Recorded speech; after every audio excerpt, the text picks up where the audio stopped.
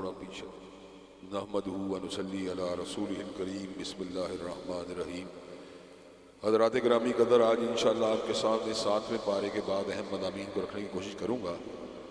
7ویں پارے کے شروع میں اللہ تبارک و تعالیٰ نے نجاشی شاہ ابشا کے قبول اسلام کے واقعے کا ذکر کیا ہے، اور یہ بات ارشاد فرمائی ہے وَإِذَا سَمِعُوا مَا أُنزِلَ إِلَى الرَّسُولِ تَرَىٰ أَعْيُنَهُمْ تَفِيضُ مِنَ الدَّمِ مِمَّا عَرَفُوا مِنَ الْحَقِّ، کہ جب وہ لوگ جن کو اللہ تبارک و تعالیٰ نے اس چیز کا شعور دیا ہوتا ہے کہ اللہ تبارک و تعالیٰ کا کلام کیا ہے، جب ان کے سامنے اللہ تبارک و تعالیٰ کے کلام کی تلاوت کی جاتی ہے اہل کتاب میں سے، تو ان کی آنکھوں سے آنسوؤں کی جھڑیاں جاری ہو جاتی ہیں حق کو پہچاننے کی وجہ سے، اور وہ اس بات کو اپنے لیے سعادت سمجھتے ہیں کہ اللہ تبارک و تعالیٰ کے کلام کو سن کے وہ حلقہ بگوش اسلام ہو جائیں۔ نجاشی شاہ ابشا مسیحی تھے، دین مسیح کے پیروکار تھے۔ مسلمانوں نے ان کے پاس جا کے پناہ لی تو کافر ان کا تعاقب کرتے کرتے حبشہ میں جا پہنچے، اور نجاشی شاہ ابشا کو علیہ الرحمہ کو رضی اللہ تعالیٰ عنہ کو ان سے بدگمان کرنے کی کوشش کی، اور یہ بات کہی کہ یہ لوگ جو ہیں نہ صرف یہ کہ ہماری بت پرستی سے برگشتہ ہیں، بلکہ آپ کے نبی حضرت عیسیٰ علیہ السلام کی شان کے اندر بھی گستاخیاں کرنے والے ہیں۔ نجاشی شاہ ابشا نے بھی بات سنی، چونکہ اس کو سیدنا عیسیٰ علیہ السلام کے ساتھ عقیدت تھی، اس نے حضرت جعفر طیار کو طلب کیا اور یہ بات کہی آپ کے بارے میں کیا بات سنی ہے کہ پہلے آپ نے اپنے آباء و اجداد کے دین کو چھوڑا، اور اس کے بعد جو ہے آپ سیدنا عیسیٰ علیہ السلام کے بارے کے اندر بھی ایسے خیالات رکھتے ہیں جن کا حقیقت سے کوئی تعلق نہیں۔ حضرت جعفر طیار کے دل میں یہ خیال آیا، اگر میں ایسی بات کہوں کہ عیسیٰ علیہ السلام کی جس میں شان میں مبالغہ میدی ہوتی ہو تو ایمان جانے کا اندیشہ ہے، اگر وہ بات نہ کہوں تو جان جانے کا اندیشہ ہے، تو کیوں نہ ان کے سامنے سورہ مریم کی تلاوت کر دی جائے۔ جب آپ نے سورہ مریم کی آیات مبارکہ کی تلاوت کی کہ سیدہ مریم اپنی جھولی مبارک میں سیدنا عیسیٰ علیہ السلام کو اٹھائے ہوئے آئیں، تو بستی کے لوگوں نے کہا یا اخت ہارون ما کان ابوک امرأ سوء وما کانت امک بغیہ، اے ہارون کی بہن عمران کی بیٹی، نہ آپ کا باپ برا آدمی تھا نہ آپ کی ماں نے خیانت کی، یہ آپ نے کیا کیا؟ فاشارت الی، آپ نے اپنی انگلی کا اشارہ سیدنا عیسیٰ کی طرف فرما دیا، تو بستی کے لوگوں نے کہا کیف نکلم من کان فی المہدی صبیا، ہم اس کا کیسے کلام کریں جو گود کا بچہ ہے؟ تو سیدنا عیسیٰ علیہ السلام نے جھولی مریم میں سے اس بات کا اعلان فرما دیا۔ میری ماں کی طہارت کے بارے میں شک کرنے والوں زبان حال سے آپ نے فرمایا انی عبد اللہ آتانی الکتاب وجعلنی نبیا، میں اللہ کا بندہ ہوں، اللہ نے مجھے کتاب بھی دی ہے، نبوت بھی دی ہے۔ یہ آیات اپنی اثر انگیزی کے لحاظ سے اتنی مؤثر تھیں کہ جناب نجاشی شاہ ابشا کی آنکھوں سے آنسو جاری ہو گئے، اور وہ یہ بات کہنے لگے زمین سے تنکے کو اٹھا کر کہ سیدنا عیسیٰ علیہ السلام نہ تنکے کا برابر اس آیت میں بیان کردہ حقائق سے کم ہیں، نہ تنکے کا برابر اس آیت کے اندر بیان کردہ حقائق سے زیادہ ہیں۔ کہا جو آپ نے کلام پڑھا یہ کیا ہے؟ کہا یہ ہمارے نبی پاک حضرت محمد کریم صلی اللہ علیہ وسلم قلب اطہر کے اوپر اترا ہے۔ کہا اگر یہ آپ کے نبی کے اوپر اترا ہے تو آئندہ کے بعد میں بھی یہ بات کہتا ہوں اشہد ان لا الہ الا اللہ واشہد ان محمد رسول اللہ، کہ میں اللہ کے ایک ہونے کی بھی شہادت دیتا ہوں اور پیغمبر زماں حضرت محمد کریم کے اللہ کے رسول ہونے کی بھی شہادت دیتا ہوں۔ حضرات گرامی قدر، ہر عہد میں مسیحی لوگ جو ایماندار تھے، جو دیانتدار تھے، جب انہوں نے کتاب و سنت کا مطالعہ کیا تو حلقہ بگوش اسلام ہوتے رہے۔ ڈاکٹر مریم جمیلہ امریکہ میں رہا کرتی تھی، انہوں نے یہاں پر پاکستان کے جید عالم دین جماعت اسلامی کے سربراہ مولانا مودودی مرحوم کے ساتھ رابطہ کیا، خط و کتابت ہوئی، اپنے وطن کو چھوڑ کے پاکستان میں آ کے آباد ہو گئی، دوبارہ ساری زندگی امریکہ جانا بھی گوارا نہیں کیا، اور اتنی زندگی گزاری کہ جس کے اندر ان کے چہرے کے اوپر اس طرح کا نقاب ہوتا تھا جس کے اندر سے آنکھیں بھی نظر نہیں آتی تھی۔ حضرات گرامی قدر، اور دور کی کیا بات کی جائے، وین کلیورن جو کہ گیٹ ولڈر کا قریبی ساتھی تھا، اور اس نے اعلانیہ طور پر یہ بات کہی تھی کہ قرآن مجید زہریلی کتاب ہے، یعنی پوائزنس بک، اس نے کہا اس کے اندر زہر ہے، معاذ اللہ ثم معاذ اللہ۔ اور اس کے بعد حضرت رسول اللہ صلی اللہ علیہ وسلم کی حیات مبارکہ کا مطالعہ اس نیت سے کیا کہ آپ کے تعصب کو معاذ اللہ ثم معاذ اللہ، یا آپ کی جانبداری کو معاذ اللہ ثم معاذ اللہ، اپنی دنست کے اندر وہ آپ کو جانبدار اور متصب ثابت کرنا چاہتا تھا۔ کچھ مہینے کا مطالعہ کرنے کے بعد اس بات کو سمجھ گیا کہ محمد کریم صلی اللہ علیہ وسلم جو تھے وہ تو اللہ کے رسول تھے۔ چند مہینے کے بعد باہر نکلا، اور وہ اس سے قبل جو تھا پارلیمنٹ کا ممبر بھی رہ چکا تھا، لیکن اس نے اپنی سماجی حیثیت کی کوئی پرواہ نہیں کی، اور لوگوں کے سامنے آ کے کہا کہ میں نے ماضی کے اندر کلام اللہ کے بارے میں جو بھی باتیں کہی تھی وہ حقیقت پر مبنی نہیں تھی. میں نے حضرت رسول اللہ کی سیرت کا مطالعہ کیا اور اب میں اس بات کی شہادت دیتا ہوں اشہد ان لا الہ الا اللہ و اشہد ان محمد رسول اللہ کہ بے شک اللہ وحدہ لا شریک ہے اور محمد کریم صلی اللہ علیہ وسلم اس کے پیغمبر اور اس کے رسول ہیں. حضرات گرامی کا اللہ جس کو چاہے ہدایت دے دے.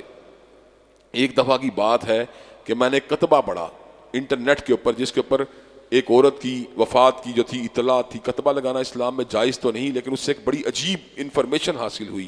انفارمیشن بڑی عجیب تھی. وہ انفارمیشن یہ تھی کہ ایک عورت جو 96 برس کی عمر میں جس کا انتقال ہوا, اس کا نام لکھا تھا, اس کی ایج لکھی تھی, 96 برس کی عمر میں اس کا انتقال ہوا, اپنی وفات سے فقط 28 دن پہلے اسلام کو قبول کر لیا. حضرات گرامی قدر اللہ تبارک و تعالیٰ جس کو چاہے ہدایت دے دے. بیمبری کے اندر مرکزی جمعیت الحدیث پاکستان مرکزی جمعیت الحدیث برطانیہ کے سربراہ رہتے ہیں. بیمبری ایک قصبہ ہے انگلستان کا, بالکل آکسفورڈ کے قریب ہے. تو وہاں پہ انہوں نے ایک مسجد بھی بنائی ہے. میں نے اس مسجد کا وزٹ بھی کیا ہے. وہ ہم سے بڑی پیار و محبت کرتے ہیں. بہت ہی اللہ تبارک و تعالیٰ کے نیک بندے ہیں. عربی, انگریزی, اردو کے پر اللہ نے ان کو مکمل عبور دیا ہے اور اللہ کے فضل و کرم سے ہر زبان کے اندر ہی بڑا بہترین خطاب فرماتے ہیں. جب بھی مجھے انگلستان جانے کا موقع ملتا ہے میں بیمبری کی مسجد میں جاتا ہوں, اس لیے کہ سارے کے سارے بھائی ہی بہت زیادہ حضرت علامہ صاحب سے بھی محبت کرتے ہیں, مجھ سے بھی محبت کرتے ہیں. تو انہوں نے مجھے بڑا ایک عجیب واقعہ سنایا. بیمبری کی مسجد جو تھی جہاں پہ موجود ہے وہ تھوڑا سا مین سے ہٹ کے ہے, یعنی مین سے ایک اسٹیپ پیچھے ہے. آپ کو تھوڑا گلی کو کراس کر کے اس مسجد میں جانا پڑتا ہے جو انہوں نے بیمبری میں بنائی. مسجد ماشاءاللہ کا بڑی کشادہ ہے لیکن ہے مین کے اوپر نہیں, ایک اسٹیپ پیچھے ہے, گلی میں سے گزر کے آپ کو اندر جانا پڑتا ہے. انہوں نے مجھے بڑی عجیب بات بتلائی اور وہ بات جو تھی اس سے دوبارہ وہی بات جو میں نے آپ کو 96 برس میں بتلائی اس سے ملتی جلتی بات تھی. انہوں نے کہا ایک بڑھیا رہتی تھی جو 85-86 سال کی تھی. جب اس کا انتقال ہوا تو وفات سے پہلے جب بچے یہاں پہ آتے تھے اور عورتیں یہاں پہ آتی تھیں تو ان کو بڑے غور سے بڑے تدبر سے دیکھا کرتی تھی. تو ایک دن کہنے لگی کہ میں نے بھی جو ہے اسلام کو قبول کرنا ہے. اس نے اسلام کو قبول کیا, 1 مہینے کے بعد اس کا بھی انتقال ہو گیا. تو حضرات گرامی قدر یہ اللہ تبارک و تعالیٰ کی دین ہے. من یہدہ اللہ فلا مضل لہ ومن یضلل فلا ہادی لہ. جس کو اللہ تبارک و تعالیٰ ہدایت دے دے وہ یقیناً ہدایت کے راستے پہ گامزن ہو جاتا ہے, اور جس کو اللہ ہدایت نہ دے اس کو کبھی ہدایت نہیں ملتی. اور کس کو ملتی ہے؟ والذین جاہدوا فینا لنہدینہم سبلنا وان اللہ لمع المحسنین. جو بھی مخلص ہو کے اللہ تعالیٰ کا راستہ تلاش کرتا ہے اس کو مل جاتا ہے اللہ. والذین جاہدوا فینا لنہدینہم سبلنا. جو بھی اللہ کے لیے مخلص ہو کے کوشش کرتا ہے اللہ تعالیٰ اس کو مل جاتے ہیں اور یقیناً وہ محسنین کے ساتھ ہیں. حضرات گرامی کی صورت میں اللہ تبارک و تعالیٰ نے اس بات کا بھی ذکر کیا کہ جب انسان کوئی قسم کھا لے تاکید کے ساتھ, ایک ہوتا ہے محاورتاً کہہ دیا اللہ کی قسم اللہ کی قسم اللہ کی قسم, یہ بھی اچھی بات نہیں ہے, یہ عادات بد میں شامل ہے. لیکن اللہ تعالیٰ بڑے مہربان ہیں. اللہ تبارک و تعالیٰ فرماتے ہیں لا یؤاخذکم اللہ باللغو فی ایمانکم, کہ تم جب قسم کھاتے ہو لغو انداز میں اس پہ گرفت نہیں کرتا. لیکن کس وقت گرفت کرتا ہے اللہ تبارک و تعالیٰ؟ جب انسان پوری تاکید کے ساتھ پورے وثوق اور رسوخ سے قسم اٹھاتا ہے. جب یقینی اعتبار سے کوئی انسان بندہ قسم کھاتا ہے وہ پھر وہ قسم جو ہوتی ہے اس کو پورا نہیں کرتا. ارادے کے اعتبار سے اللہ کی قسم میں یہ کام نہیں کروں گا, اللہ کی قسم میں یہ کام نہیں کروں گا, اللہ کی قسم یہ بات ایسے ہی ہے. تو جب وہ اس کو توڑ دیتا ہے تو اس صورت کے اندر اس کو جو ہے کفارہ ادا کرنا چاہیے. 10 مسکینوں کا کھانا یا ان کے لباس کا انتظام کرے, اور یہ نہیں کر سکتا تو 3 دن کے روزے جو ہے اس کو رکھنے چاہیے.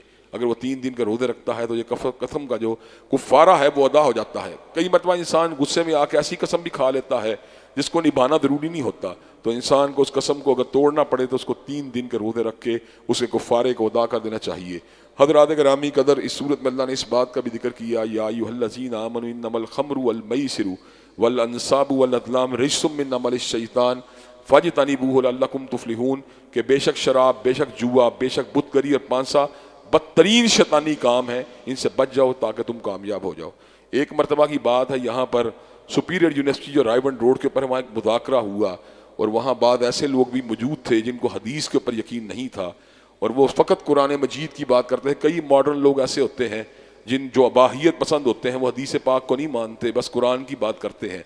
تو وہاں پہ ایک بندہ کہنے لگا کہ عابد صاحب قرآن مجید جو ہے اس کے اندر کوئی ایسی بات نہیں آئی جس سے ثابت ہوتا ہو کہ شراب حرام ہے.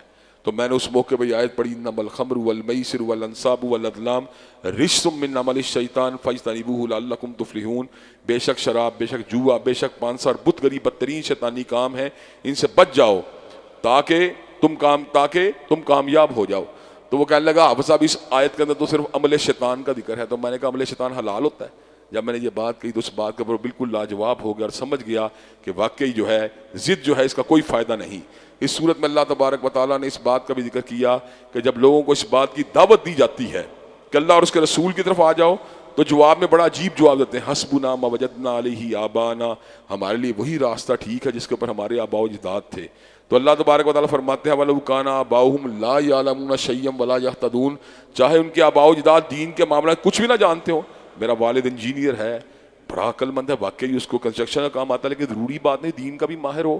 میرا والد ڈاکٹر ہے, اس کو واقعی میڈیسن کے سارے معاملات کا پتہ ہے, لیکن کوئی ضروری نہیں کہ وہ دین کے معاملات میں بہتر ہو. بلکہ میں اس سے اگلے سے کی بات کرتا ہوں, بفرض محال جو ہے کسی بندے کا باپ بہت بڑا عالم دین بھی ہے تو ایسی صورت کے اندر بھی اس کی وہ بات حجت نہیں بن سکتی جو حضرت رسول اللہ کی بات کا مطابقت نہیں رکھتی. حضرت علامہ صاحب کی پوری زندگی آپ کے سامنے ہے, لیکن اس کے باوجود ہمارا عقیدہ بالکل واضح ہے. علامہ صاحب کی کوئی بھی ایسی بات حجت و دلیل نہیں ہے جو کتاب و سنت کے ساتھ ہم آہنگ نہیں ہے. جو بات کتاب و سنت کے مطابق ہے وہ بات قابل قبول ہے, اور جو بات کتاب و سنت کے مطابق نہیں ہے ان کی وہ بات ہمارے لیے حجت و دلیل نہیں بن سکتی. حضرات گرامی قدر, اس صورت میں اللہ نے اس بات کا بھی ذکر کیا جب قیامت کا دن آئے گا تو اللہ تبارک و تعالیٰ سیدنا عیسیٰ کو مخاطب ہو کے ایک بات کہیں گے, اور بات بڑی عجیب ہے. کئی مرتبہ انسان غلوف کرتا ہے کسی کی شان میں اور یہ سمجھتا ہے کہ میں بڑا اچھا کام کر رہا ہوں, حالانکہ اچھا کام نہیں کر رہا ہوتا. کئی مرتبہ اس کے غلوف کرنے کی وجہ سے اس ہستی کے کو جو ہے اللہ تبارک و تعالیٰ اس سے بھی پوچھ لیتے ہیں کہ ایسا کیوں ہوا. تو اللہ نے قرآن جیت میں ایک ایسے ہی واقعے کا ذکر کیا کہ نصرانیوں نے جب حضرت عیسیٰ علیہ السلام کو ابن اللہ کہا اور ان کی والدہ جو تھی سیدہ مریم کو بھی اللہ کی ذات کا اکائی کہا, ویسے عیسائیوں کے دو گروپ ہیں. ایک گروپ وہ ہے جو سیدنا جبریل امین یعنی روح القدس, حضرت عیسیٰ اور اللہ کی ذات کو ٹرینٹی کا حصہ مانتا ہے. کچھ ایسے گروپ بھی ہیں جن کا اللہ, سیدہ مریم اور حضرت عیسیٰ علیہ السلام جو ہے ٹرینٹی کا حصہ ہے, تثلیث کا حصہ ہے. لیکن وہ تعداد بڑی ہے جو روح القدس, حضرت عیسیٰ اور جو اللہ تعالیٰ کی ذات کو جو ہے تکون اور مثلث کی شکل میں مانتے ہیں. باہر کیف سیدنا عیسیٰ علیہ السلام جب قیامت کے دن اللہ تبارک و تعالیٰ فرماتے ہیں کہ اللہ تعالیٰ ان سے پوچھے گا انت قلت للناس اتخذونی وامي الہین من دون اللہ, کیا تو نے لوگوں کو یہ بات کہی تھی کہ مجھے اور میری ماں کو رب بنا لیا جائے, اللہ کو چھوڑ کے الہ بنا لیا جائے؟ تو حضرت عیسیٰ علیہ السلام کیسا عاجزی والا جواب دیں گے, کہیں گے ما قلت لهم الا ما امرتنی به, اللہ میں نے تو اتنا ہی کہا جتنا تو نے مجھے کہنے کا حکم دیا تھا. سبحانک ما یکون لی ان اقول ما لیس لی بحق, اللہ تیری ذات پاک ہے, کیا میں ایسی بات کہہ سکتا ہوں جس کو کہنے کا مجھے حق ہی حاصل نہیں؟ میں نے تو ایک ہی بات کی دعوت دی تھی, انہ من یشرک باللہ فقد حرم اللہ علیہ الجنہ ومأواہ النار, کہ جس نے اللہ کی دعوت شرک کیا اس کے اوپر جنت کے باغات حرام ہے, جہنم کو اللہ نے اس کے اوپر واجب کر دیا ہے. اللہ ما یکون لی ان اقول ما لیس لی بحق, اللہ میں ایسی بات کیوں کر سکتا ہوں جس کو مجھے کہنے کا حق ہی حاصل نہیں.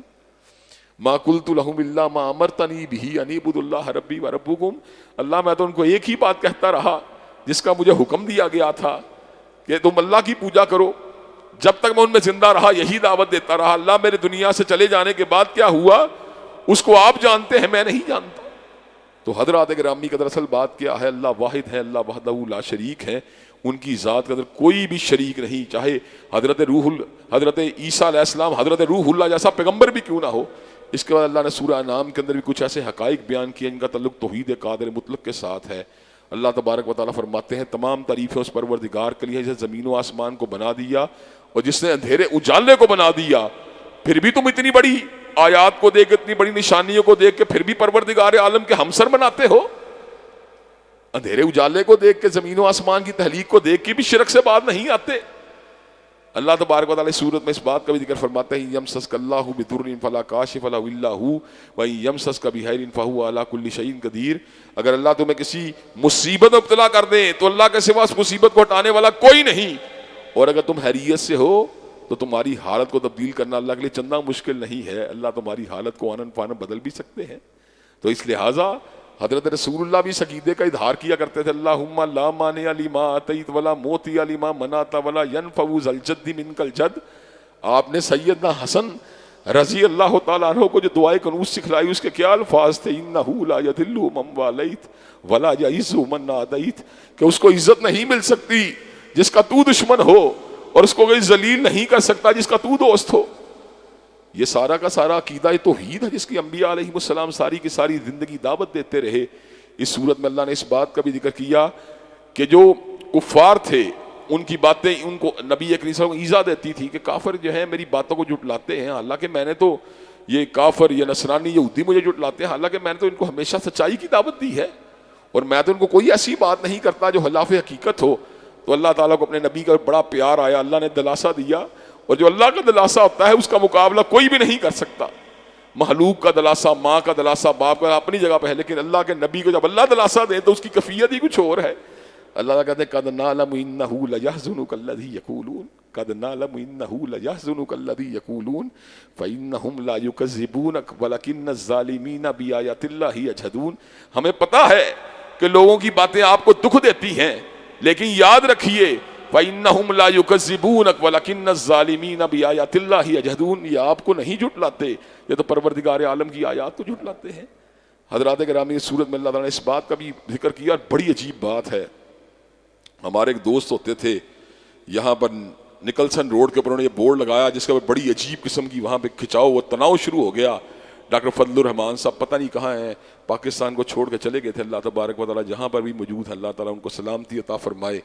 تو اس کے اوپر جو بعض لوگوں نے جو تھے، جو غالی قسم کے ذہن کے لوگ ہوتے ہیں، ان کے ساتھ ان کا جناب بڑی رسا کشی شروع ہو گئی۔ انہوں نے قرآن کی 2 آیتیں وہاں پہ لکھی تھی جو سورہ نام کی آیتیں ہیں، بڑی خوبصورت آیتیں ہیں۔ اللہ تعالیٰ جو فرماتے ہیں بات بڑی عجیب، اللہ نے انداز میں توحید کی دعوت کو بیان کیا۔ اللہ تعالیٰ کہتے ہیں والذین کذبوا بآیاتنا یمسہم العذاب بما کانوا یفسقون۔ وہ لوگ جو میری آیات کو جھٹلاتے ہیں انہیں عذاب کا مزہ چکھنا پڑے گا، اپنے فسق کی وجہ سے، اپنے فجور کی وجہ سے، اپنی نافرمانی کی وجہ سے۔ اللہ کس بات کو جھٹلاتے ہیں؟ اللہ تعالیٰ آگے حقیقت کو بیان فرماتے ہیں قُلْ لَا أَقُولُ لَكُمْ عِنْدِي خَزَائِنُ اللَّهِ وَلَا أَعْلَمُ الْغَيْبَ وَلَا أَقُولُ لَكُمْ إِنِّي مَلَكٌ۔ آپ اعلان فرما دیجئے کہ میرے پاس اللہ کے خزانے نہیں ہیں، وَلَا أَعْلَمُ الْغَيْبَ، نہ ہی میں غیب جانتا ہوں، وَلَا أَقُولُ لَكُمْ إِنِّي مَلَكٌ، اور میں نے کبھی یہ بات نہیں کہی کہ میں فرشتہ ہوں۔ آگے کیسا کلوز کیا، قُلْ هَلْ يَسْتَوِي الْأَعْمَى وَالْبَصِيرُ، کہ اندھا اور بینا بھی برابر ہو سکتے ہیں؟ کہ اندھا اور بینا بھی برابر ہو سکتے ہیں؟ قرآن جیت کی آیت کو سننے کے باوجود ایک بندے نے اپنی آنکھیں بند کی ہوئی ہیں، اور ایک وہ بندہ جسے قرآن کی آیات کو کھلی آنکھوں سے دیکھا، کیا دونوں برابر ہو سکتے ہیں؟ تو اس بات کے اوپر باقاعدہ ان کا بڑی لے دے ہوئی، اور ان کو اس وقت جو تھا ان کا جناب کھچاؤ ہوا، قانونی باتیں بھی ہوئی کہ یہ آیات یہاں پہ کیوں لکھی ہے، کیونکہ قرآن جیت کا پیغام لکھا ہے، اس میں میں نے اپنی طرف سے کون سی بات لکھی ہے؟ حضرات گرامی قدر، اس صورت میں اللہ نے اس بات کا بھی ذکر کیا کہ غیب کے خزانوں کی چابیاں پروردگار عالم کے پاس ہیں، وَإِنَّهُ مَفَاتِحُ الْغَيْبِ لَا يَعْلَمُهَا إِلَّا هُوَ۔ غیب کے خزانوں کی اتنی چابیاں اللہ کے پاس ہیں جن کو اللہ کے سوا کوئی بھی نہیں جانتا۔ اللہ کی 2 صفات ایسی ہیں جنہوں نے مجھے ہمیشہ بڑا متاثر کیا، ایک اس کی قوت تحلیق نے اور ایک اس کے علم نے۔ عجیب، اللہ کی علم بھی بڑا عجیب ہے اور تحلیق کی قوت بھی بڑی عجیب ہے۔ مصور تصویر بناتا ہے جناب کینوس کے اوپر رنگ کے ساتھ، روشنی کے ساتھ۔ اللہ کہاں بناتے ہیں؟ بغیر رنگ کے، بغیر روشنی کے اور بغیر سولڈ کینوس کے۔ هو الذی یصورکم فی الارحام کیف یشاء۔ وہ رحم مادر میں بغیر رنگ کے، بغیر روشنی کے، اندھیرے کے اندر ڈرائنگ کرتے ہیں۔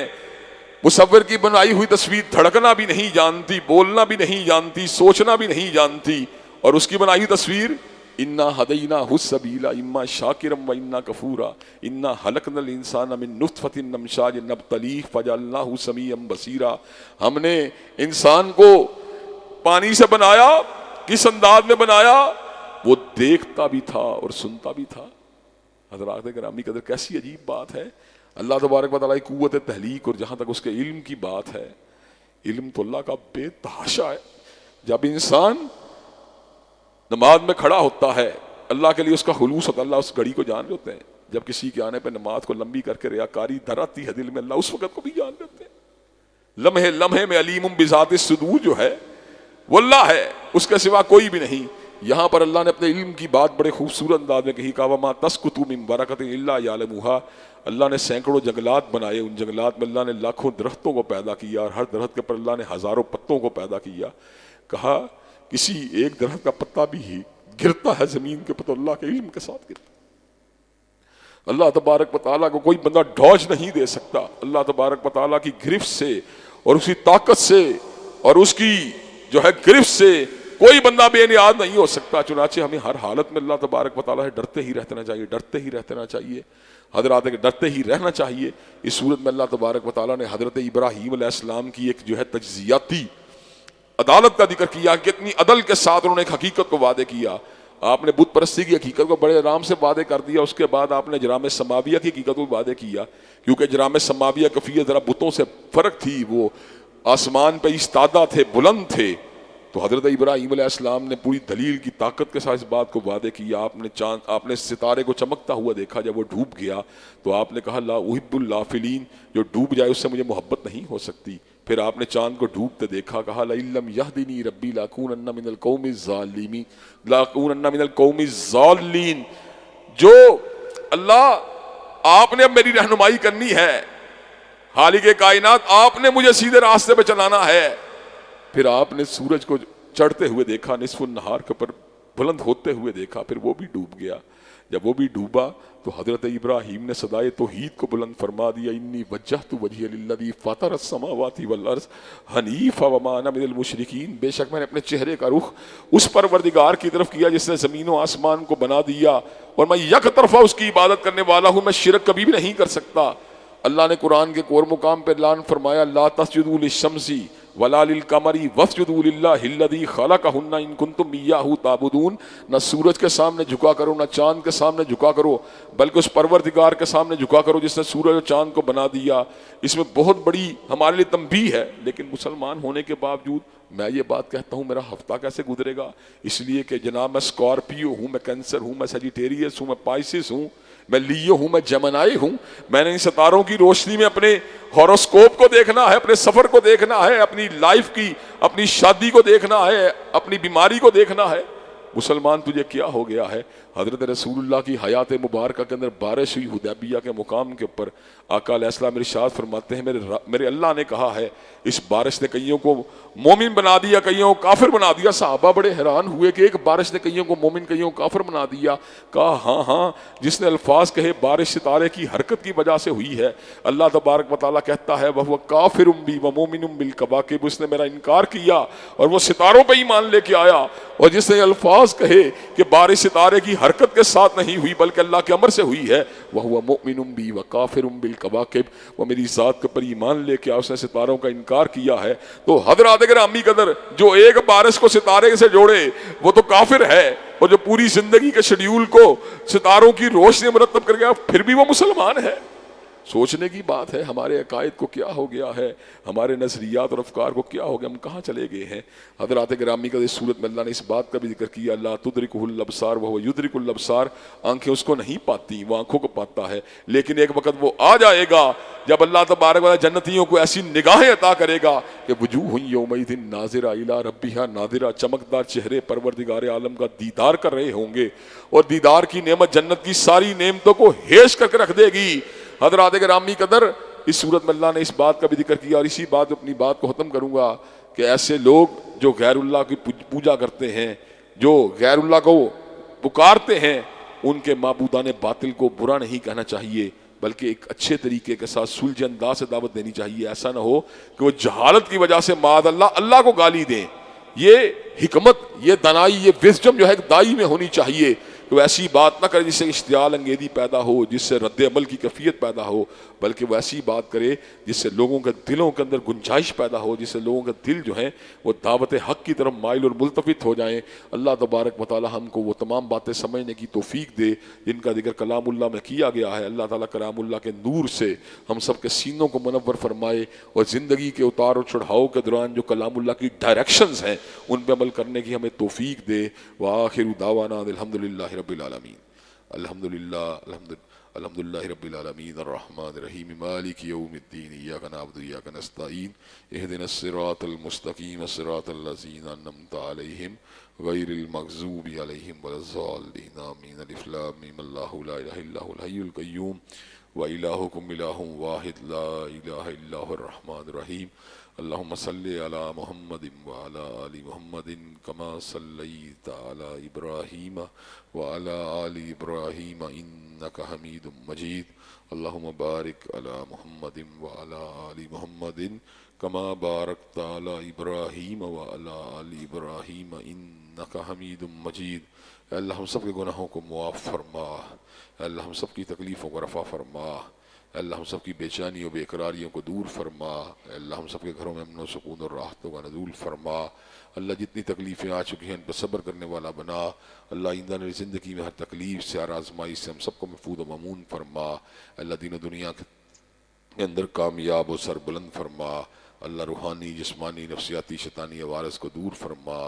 اللہ راتوں کے قیام دن کے روزوں کو قبول و منظور فرما. اللہ چھوٹے چھوٹے اعمال کو قبول فرما، بڑے بڑے گناہوں کو معاف فرما. ربنا ظلمنا انفسنا وان لم تغفر لنا وترحمنا لنكونن من الخاسرین.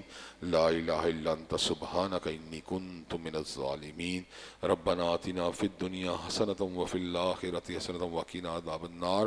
اللہم صلی علی محمد وعلی آل محمد کما صلیت علی ابراہیم وعلی آل ابراہیم انک حمید مجید.